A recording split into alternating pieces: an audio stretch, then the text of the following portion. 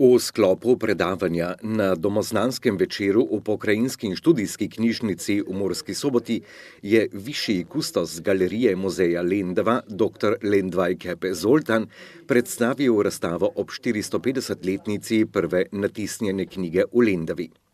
Lendvaj Kepe je hkrati avtor razstave in je podrobneje opisal prve, pravzaprav 3 natisnjene knjige v Lendavi in kaj te pomenijo za kulturno-zgodovinsko dediščino Lendave. Ja, lani je bila 450. obletnica objave prvih tiskanih knjig v Lendavi, takratni Zalski županiji oziroma zgodovinski Zalski županiji, danes pa na območju celotne Slovenije. Pravzaprav je ta dogodek bil izjemno zanimiv, pomemben, res zgodovinski, lahko tako rečemo. Pripravili smo eno lepo razstavo, organizirali smo znanstveno konferenco mednarodno in pravzaprav ta razstava prihaja danes v Mursko Soboto. Želimo jo predstaviti meščanom Murske Sobote in pa Prekmurcem, kajti gre za izjemno pomemben dogodek. Torej, prva tiskana knjiga na ozemlju današnje Slovenije je neki začetek, to pomeni tudi, da je prva tiskarna. In seveda, morda ne rabim nasplošno govoriti o pomenu reformacije v 16. stoletju, ne samo za Slovenijo, ne samo za Madžarsko, oziroma ne samo za slovenski narod in madžarski narod, ampak za celotno srednjo Evropo, kajti to je nekako začetek nacionalne literature. Takrat so začeli pravzaprav narodi na svoj jezik prevajati sprva sakralna besedila, kasneje pa se je to pravzaprav razcvetelo v leposlovje in pa v znanstvena dela na nacionalnih jezikih. Tiskane knjige so bile natisnjene ob pomoči mecenov, kot je bilo takrat običajno, grofov, ki so pomembno zaznamovali čas in prostor, Banfijev. Ja, donji lendavski Banfiji imajo izjemno pomembno vlogo pri zgodovini in razvoju mesta. Prva omemba iz leta 1192 je povezana z njimi, Trške pravice Lendave, torej bi lahko rekli status mesta Lendave iz leta 1366, konica denarja v mestu, pa še veliko stvari. Med drugimi potem eno stoletje obdobja reformacije v Lendavi. Pravzaprav se je v tem kratkem stoletju, v kratkih 100 letih veliko tega zgodilo. Oni so pravzaprav povabili na svoj dvor učitelje, duhovnike, znanstvenike, literate. Prva oziroma 4. najstarejša šola, protestantska šola je na ozemlju preko Donavja, torej med Muro in Donavo, je 4. najstarejša bila ustanovljena v Lendavi prav zahvaljujoč njim. In pa seveda potem literati, ki so tam objavljali, njihova dela niso išla v Lendavi, ampak drugje, vemo pa, da so jih napisali v Lendavi.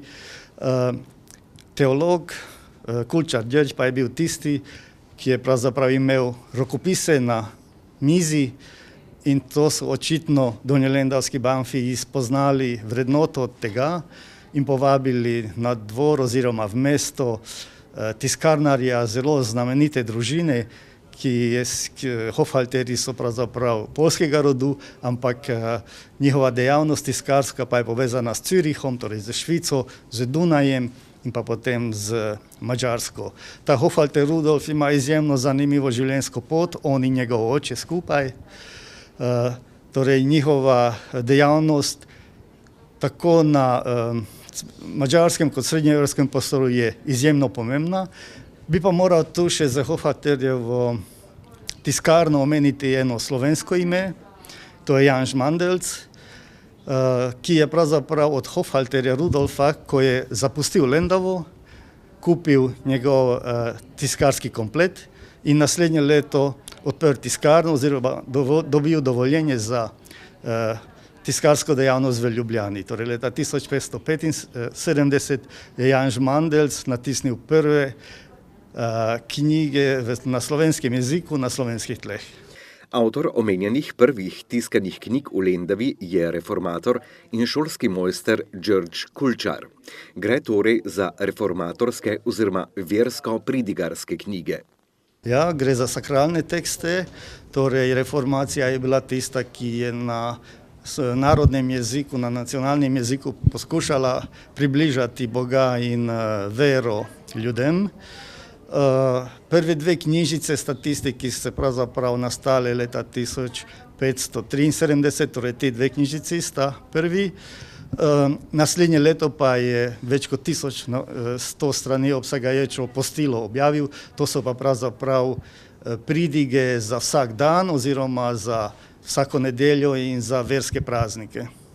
Razstavo o knjigah, ki štejejo 450 let, seveda ni enostavno postaviti in glede na zgodovinsko dinamiko v pokrajini, prav tako ni enostavno zbrati material, ki ga razstava ponuja. Poskušali smo na razstavi čim bolj kompleksno, obsegajočo predstaviti to obdobje in pa dogodke, torej brez različnih drugih momentov se tega ne da razumeti, torej to je treba umestiti v srednjoevropski prostor, v zgodovino Evrope.